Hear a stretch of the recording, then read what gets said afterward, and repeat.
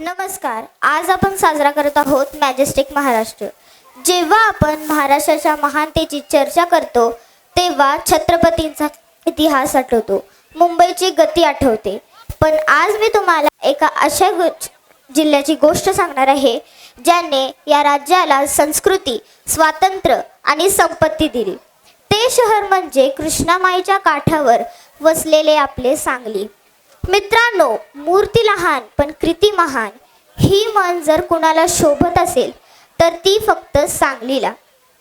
बाहेरच्या लोकांसाठी सांगली म्हणजे फक्त नकाशावरचा एक जिल्हा असेल, पण आपल्यासाठी सांगली म्हणजे हळदीचा पिवळा रंग आहे, द्राक्षांची गोडी आहे आणि तांबोराचा सूर आहे.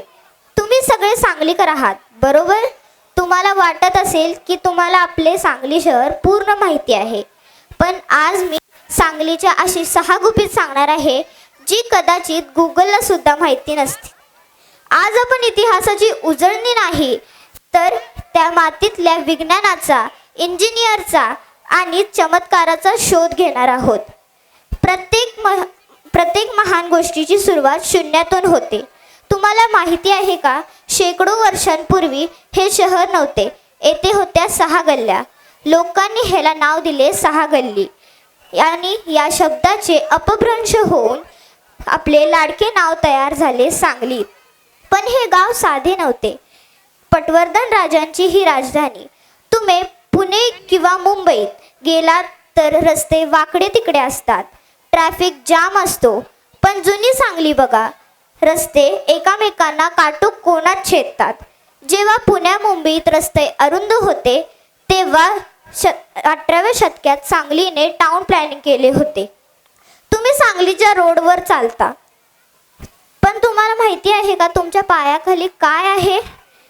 सांगलीच्या कृष्णा नदी काठाच्या भागात जमिनीखाली 25 ते 30 फूट खोल अशा प्रचंड गुहा आहे ज्यांना पेवे म्हणतात. आज आपण फ्रीज वापरतो, पण आपल्या पूर्वजांनी हळद खराब होऊ नये म्हणून या नैसर्गिक तिजोऱ्या बनवल्या होत्या.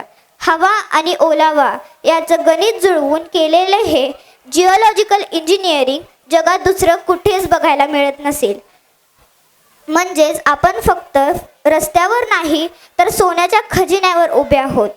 निसर्गाला आव्हान, जंगल देवाने बनवले आहे असे आपण मानतो, पण सांगलीकरांनी हे खोटं ठरवले. आपल्या जिल्ह्यातील सागरेश्वर अभयारण्य हे देवाने नाही तर आपल्या माणसांनी घडवले आहे.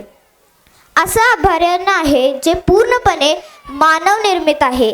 एकेकाळी ओसाड असलेल्या माळावर इथल्या लोकांनी एक झाड लावून येथे जंगल तयार केले आणि प्राण्यांना राहायला घरं दिली. सांगलीकर फक्त निसर्गाची पूजा करत नाही तर ते निसर्ग निर्माण करतात. तुम्ही कधी विचार केलाय का, महाराष्ट्रातील वीज कुठून येते? सांगलीच्या सीमेवर डोंगराकडे बघा, तिथे एशिया खंडातील सर्वात मोठा पवन ऊर्जा आहे.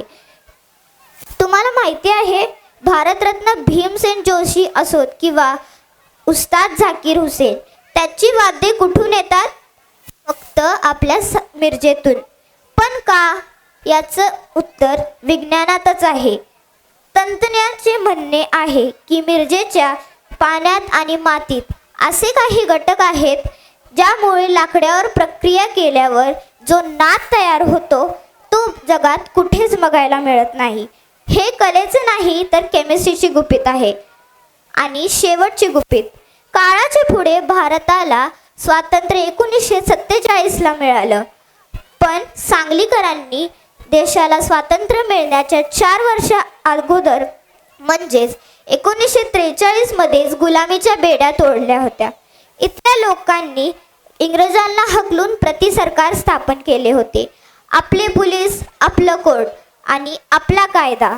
जेव्हा पूर्ण देश परतंत्र्यात होता तेव्हा सांगली जिल्हा स्वतंत्र होता.